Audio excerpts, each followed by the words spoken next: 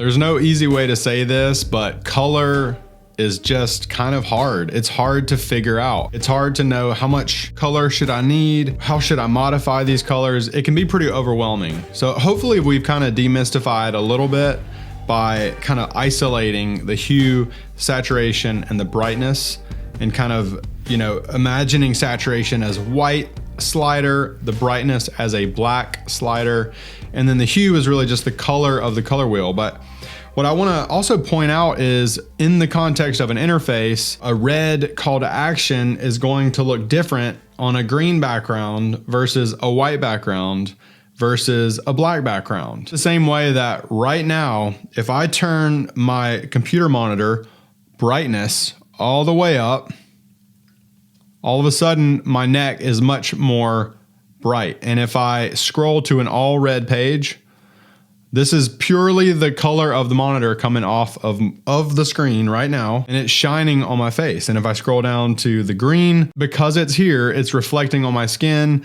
and it's changing the color. So in the same way that this affects the color of my face, let's take a look at a couple of examples of how surrounding colors can actually affect how your brain perceives the exact same color in different situations. So I've recreated a couple of illusions here that I found online inside of Figma for you to check out for yourself. But I want to point out something. You know, you can see right now, even if I zoom in, this gray right here and this gray right here is the exact same color. So you can see if I bring this over here, I'm not tricking anyone here.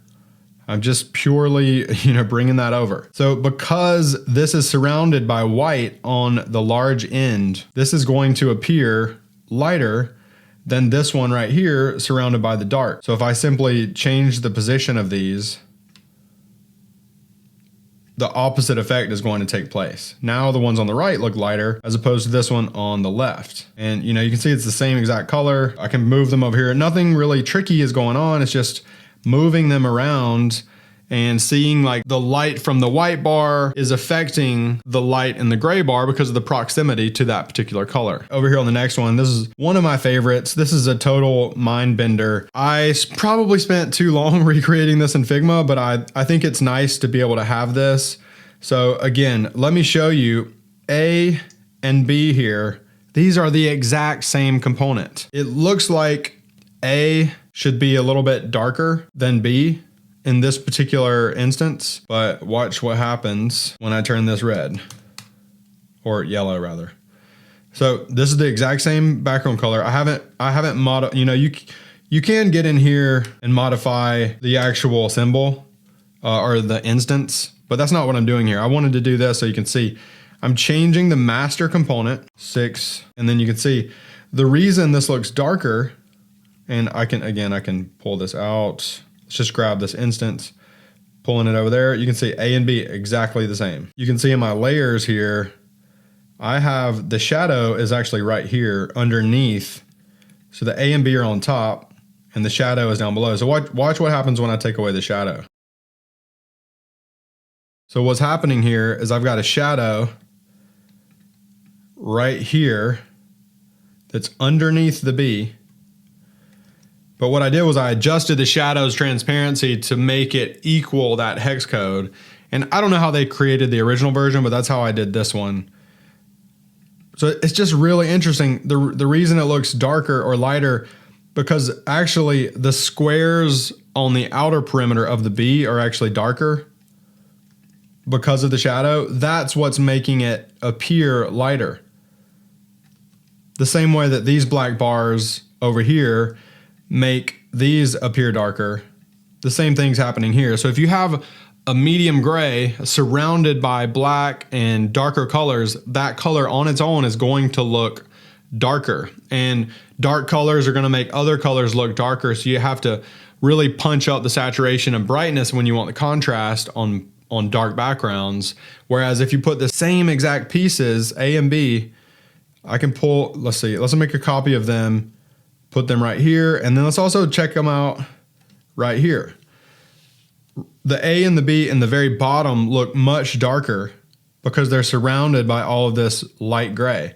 Whereas these actually look a lot lighter because they're surrounded by all of this dark background. So it's just a couple of fun examples to show you that surrounding colors can really affect the way that the actual colors are truly perceived, even if the hex codes are exactly the same. This one is pretty trippy. There's a guy on Twitter, Professor Novik, that created these, and I thought it was really cool, so I created it in Figma. So we just have a bunch of blue, green, red, blue, green, red, blue, green, red all over.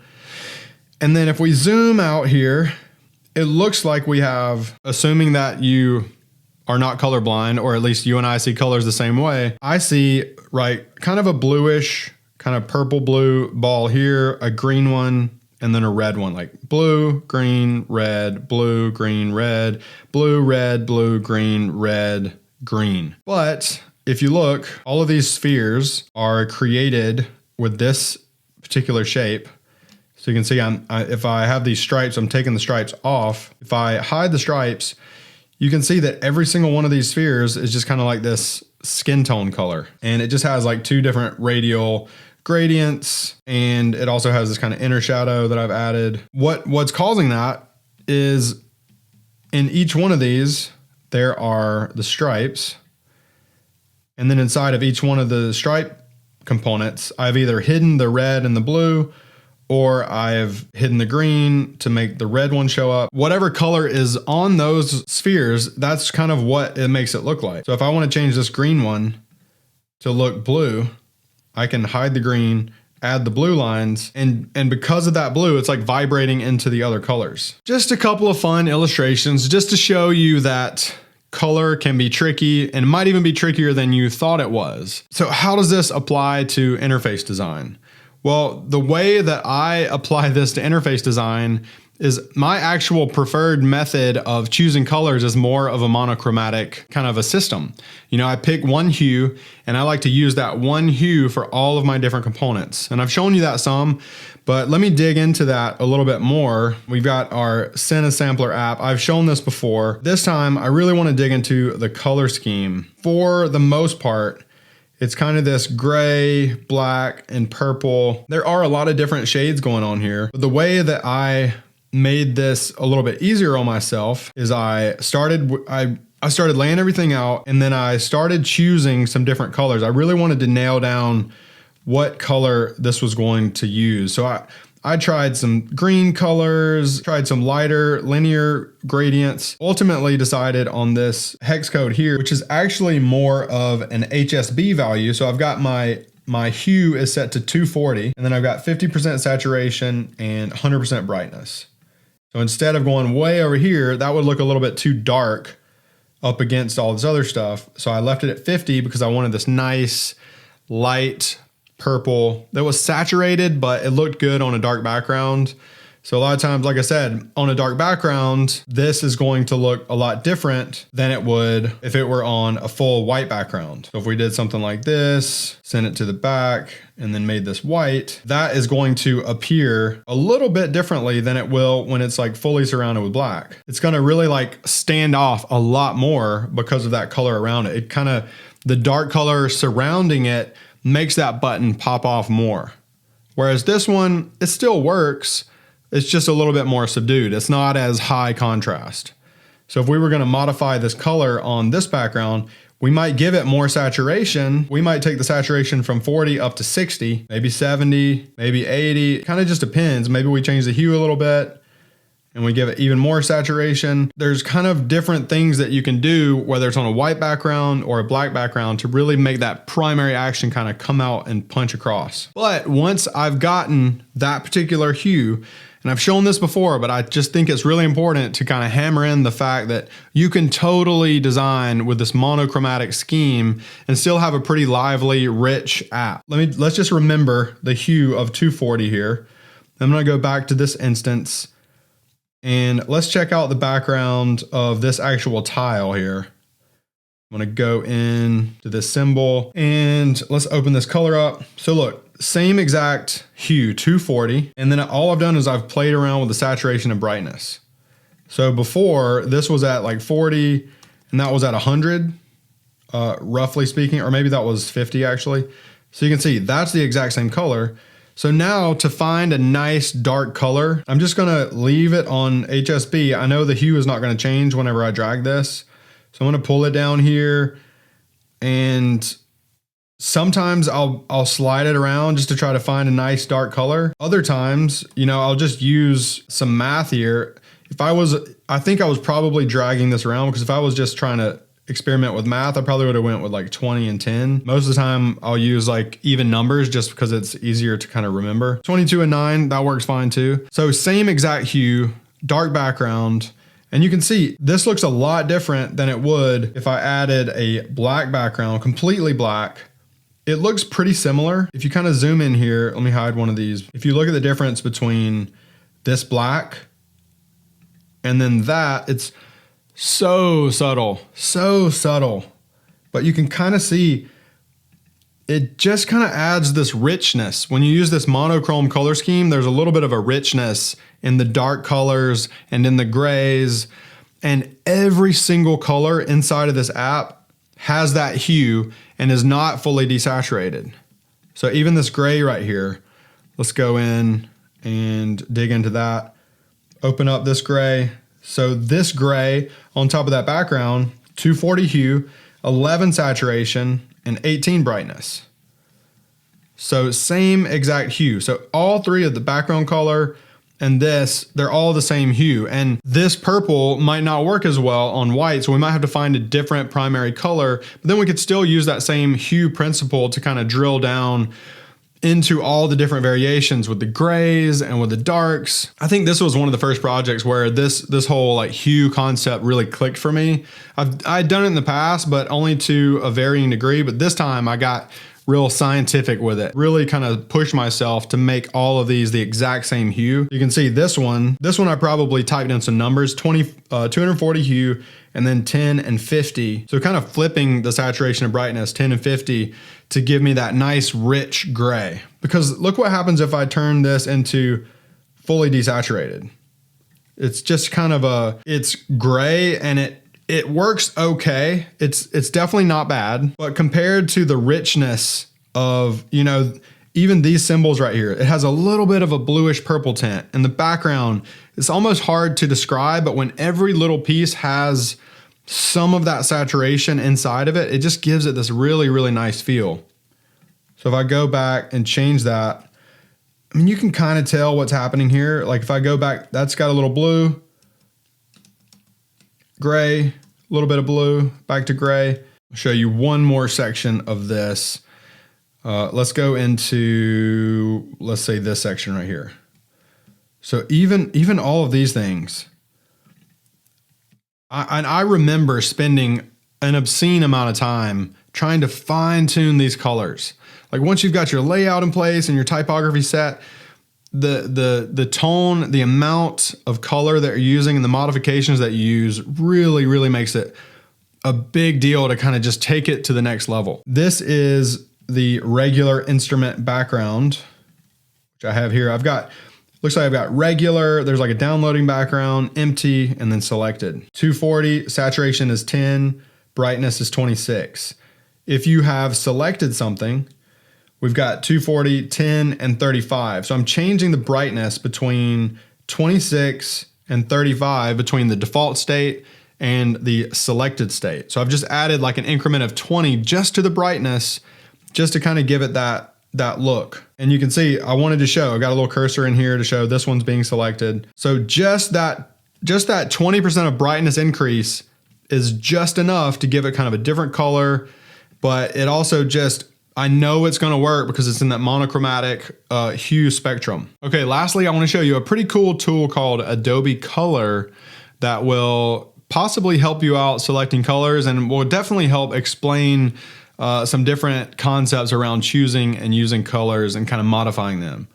All right, so if you go to color.adobe.com or you just search for Adobe Color, you will come to this webpage. All right, and so we've got a couple of different options here over on the left.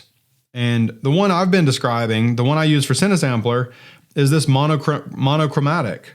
So you can see that you basically, any hue that you choose, it's gonna give you kind of a range of different colors that are all in the same hue. So if I go to HSV, which is kind of similar to HSL or HSB, the top number here is my hue. And so for my Cinesampler project, I was at like 240. So if we go to 240, you can see that these are pretty, like this color right here is pretty similar. The only difference is like changing the, if I leave that at 240 and then I change some of these, that's, you know, changing the overall color. So you might not need to pick out all your colors with this thing, but it's definitely helpful to see like related colors. And especially if you're using like Adobe or something, it'll give you a little Adobe color swatch to export. Another cool one is called analogous. And this is going to give you like related colors related to the ones there. So it's kind of like in a close spectrum. If you're having trouble picking colors that look good with your main color, this is a great way to do it. Pick this analogous color. And if you go all the way out, it might be a little too extreme.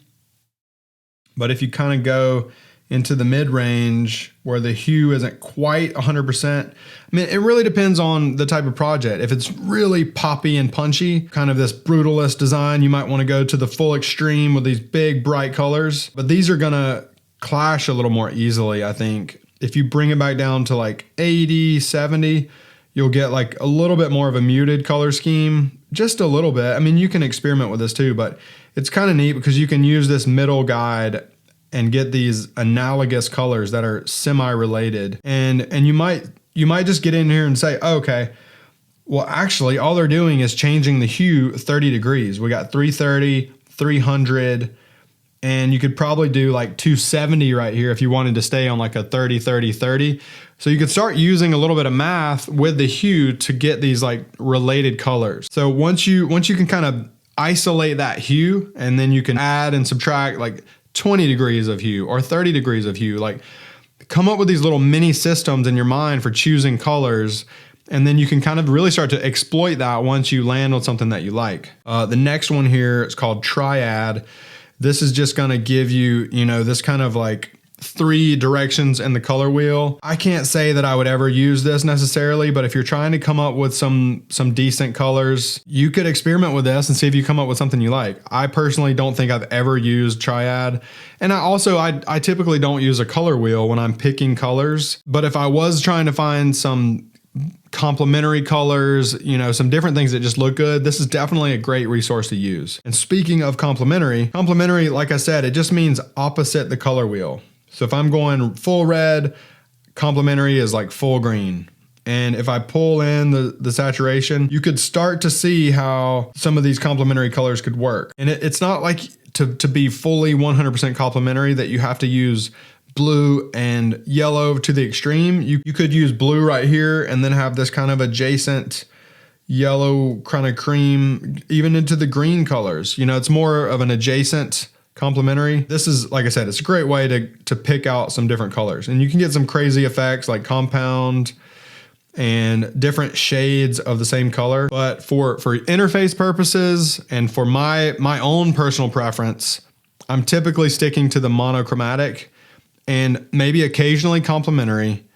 And the analogous one, I believe, is pretty cool as well. So if you were gonna start out with one or more of these, analogous, monochromatic, and the complementary, these are the 3 that I would kind of go with, because these are gonna give you some of the most kind of, not necessarily common color patterns, but those 3, in my opinion, are gonna be the most just easy to work with kind of color systems. So definitely go and check out this tool. Okay, for homework, I'm gonna get you to design a little bit of a calendar widget, not a full-blown calendar view or anything, but something that would be inside of a calendar that you would click, like new event or add event, something like that, create event. And then this would be like the form that you would use to create that event. So a couple of input fields, checkbox, another button, and a call to action.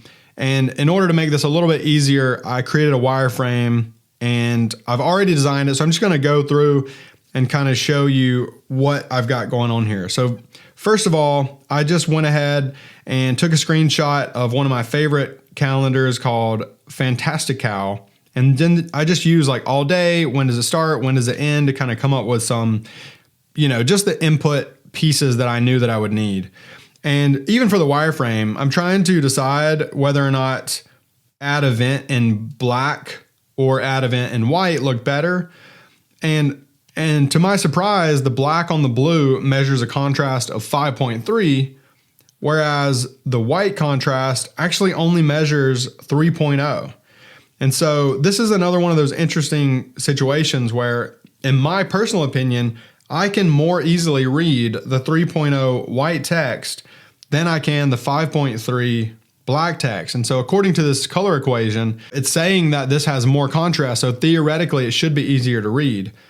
But this is one of those areas again where the contrast scores, I think, are a great critical must-have as a very strong rule of thumb. But this is where another one of those gray areas where it's like, to me personally, and we could test this, we could test it with many, many people and see if our assumption is wrong or correct. But I ended up going with the white text here because I thought it looked better. It looked higher contrast, even though it was barely passing AA large. And that, again, it goes around with the surrounding colors and what kind of makes that stand out. So I just created these really quick basic input fields for event name, the location of the event. The all day is going to be like a checkbox, and I wanted that to be a little bit smaller, kind of in the same style. And then you got the start time and an end time. And as I'm laying this out, I'm just trying to figure out, okay, what are all the pieces that I need to put in here? Started playing around with the spacing a little bit more. And then I realized also, since this is kind of a wireframe, we don't want to go too crazy with, float labels or anything like that. So I went ahead and created another version that had these actual labels on top. Felt like that worked a little bit better. It's a little more clear, a little more straightforward. So I updated the screen to have labels on top. You can do your labels however you want. In this particular example, I just wanted to make it extremely straightforward, especially when you're designing wireframes. You don't really want there to be any possible questions. You want it to be so straightforward, not really boring, but almost boring in a way, because you just want it to be so descriptive. You're kind of heading off any questions that someone might have about this. So right here, I'm trying to decide, okay, the alert is more of like a drop down or like something to select from. It's not really an input field. So I'm playing around with possible different button styles. I think ultimately I ended up just making the input fields a little bit darker, just to kind of make them sit back into the layout a little bit more. And then I decided, okay, I'm not going to spend too much time really trying to design the alert button. I just wanted it in there as a placeholder because I want you to design your own layout for this. So while you're laying this out, use this as a very loose guide. You don't have to make it exactly like this. You can turn it into a 3-step process. You can do anything you want, really. But I just want you to kind of use this as a rough guide to come up with either a monochrome color scheme or an analogous color scheme or something complementary. And maybe your button and your all day check mark, or maybe the active state of your input field, maybe those are different colors. So very specifically choose whether you're going monochromatic, analogous, or complementary. Maybe you do 3 of them. It's up to you. I don't want you to have to go crazy with it, but pick at least one of those color schemes and go with it and try to design your own version of some kind of event form field using this wireframe as an example. So go ahead and get started, and I look forward to seeing what you come up with.